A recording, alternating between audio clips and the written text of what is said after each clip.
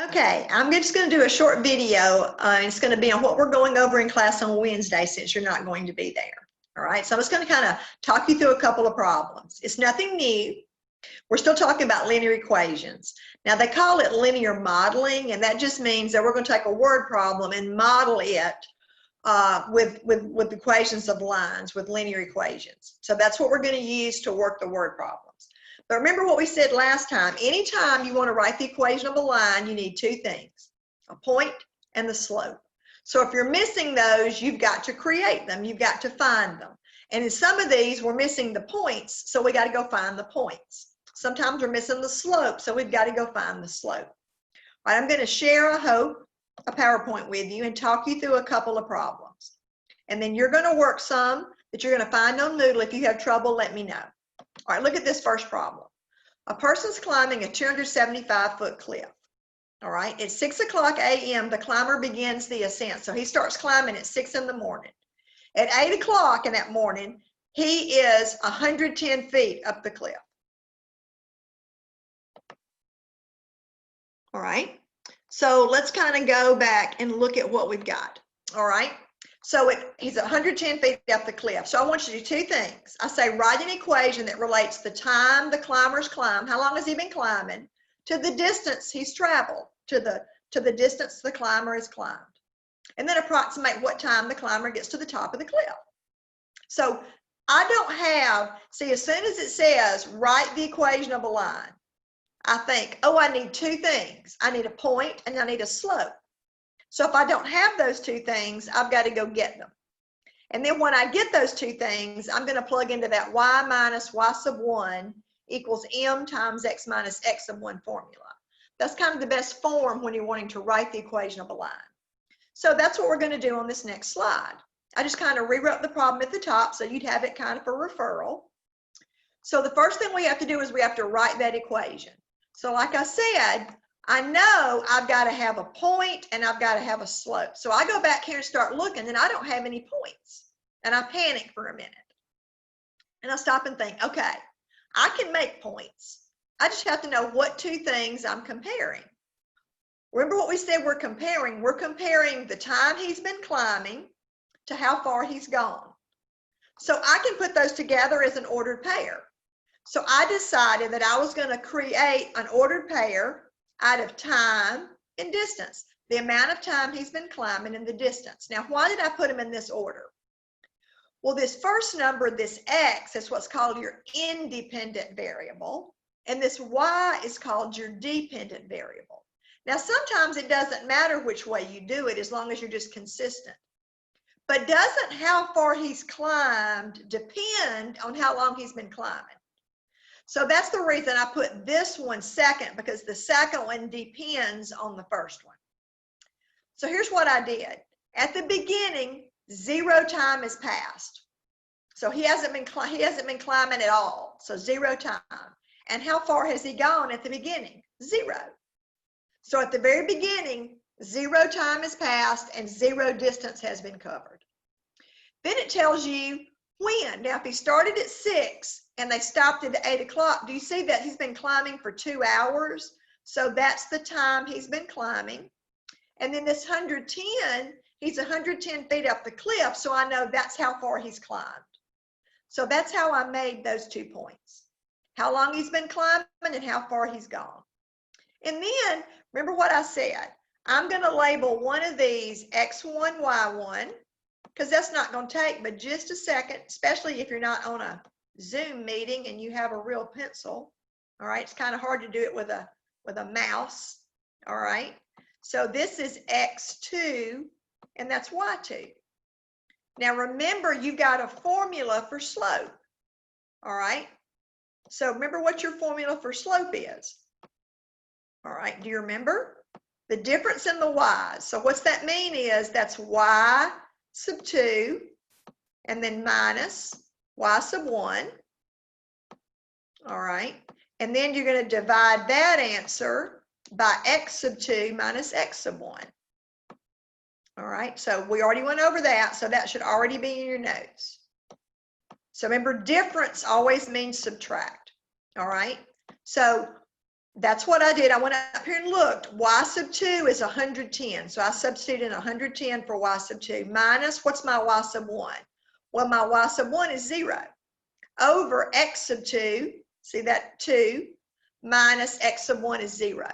So I got 110 divided by 2, so I got 55. So I know now that my slope, my M, is 55. All right, now I need a point. Well, now I've got plenty of points. Now, it doesn't matter which one you do, but which one's easier? I mean, wouldn't it be easier to plug in a bunch of zeros?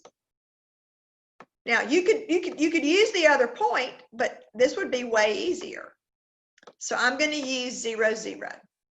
So y minus y1 equals m, my slope, times x minus x1. And when I simplified that, I got y as 55x. So that's my answer to A. That's my linear equation. And then B said, so remember what B says, estimate the time of the day when he got to the top.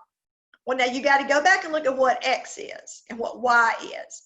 Remember, X is my time, so to speak. In other words, how long he's been climbing, and my distance is my Y. So this time I know Y. I know the whole thing is 275 feet. So I put 275 in for Y. So I've got 275 is 55x. Well, how do you undo multiplication? Don't you divide? So if you divide this side by 55, you got to divide that side by 55.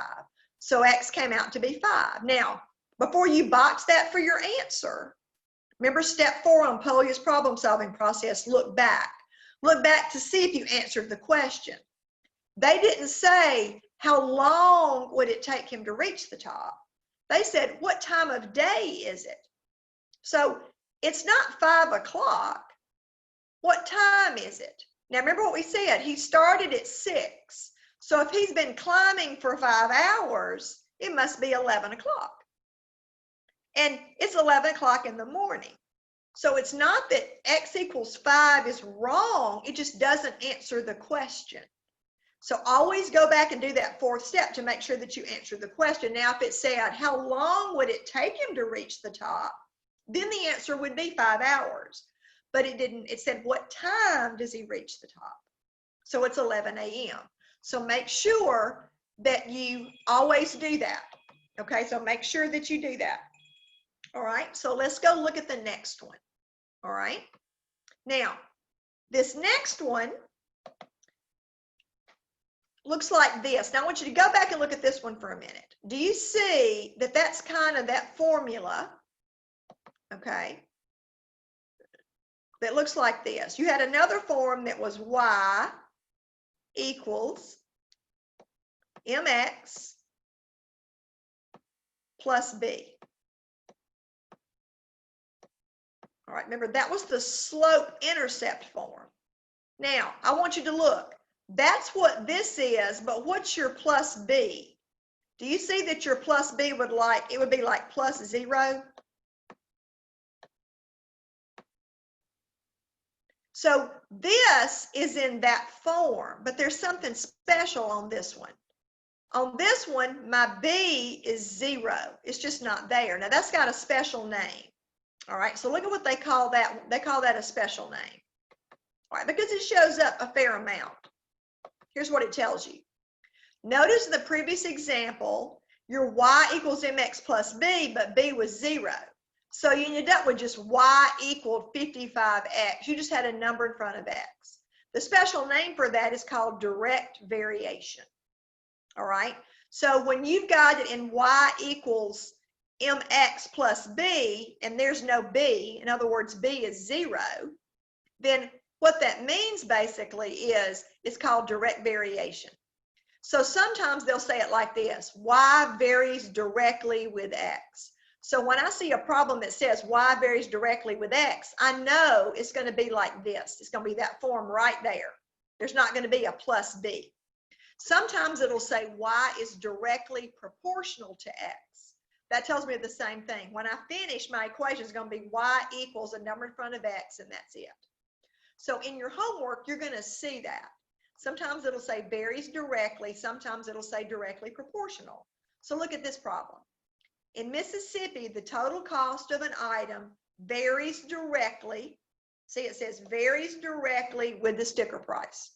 So I know when I'm finished, I'm going to have Y equals some number in front of X. Okay, so I know that's what the formula is going to look like when I'm finished. So I've got to know what's my M. Now let me show you something. Do you see, remember what slope was? What if I wanted to solve this for M? Do you see if I divided this side by X and I divided this side by X, do you see what would happen? Those X's right here would go out and leave me M is Y over X. M is Y over X. In your slope, your difference in your Y's over your difference in your X's. Okay? So when you've got it like this, I'm just missing a slope, and all I got to be able to do is fill in that formula. So as soon as I know M, I don't have to even know a point. I can just fill in to Y equals MX. All I got to know when it's direct variation, I only have to know M. I've only got to know the slope. So instead of knowing a slope and a point, I've only got to know the slope. So to get the slope, I just take Y and divide it by X. And they tell me, if the total cost of the item is $5.35, but the sticker price said $5, write an equation that relates Y, the total cost, to X, the sticker price. And then a second part says, so what's the cost of a phone that sells for $599? Well, look at what I did. To figure out my slope, I took my Y and I divided by my X. So I needed, now let's fix this. That got typed in backwards. So I'm double checking something. I've seen a mistake, so I'm going to fix it. My price isn't $5.53, it's what? It's $5.35. All right. So my Y, my cost, $5.35, divided by my sticker price, $5, gives me 1.07. So that's my slope. So all I've got to do is plug in my slope. Y is 1.07x. So that's my answer to the first question. So if Y varies directly with X, all you got to do is find that slope by putting your Y over your X. Okay? Now let's go figure out the second part where it basically said, so what's the cost of a phone that sells for $599? Well, look what we've got. Here's my formula again. Y equals 1.07 times X. Now remember, X was the sticker price and Y was the total cost. So what is that $5.99? Is that the sticker price or is that the total cost?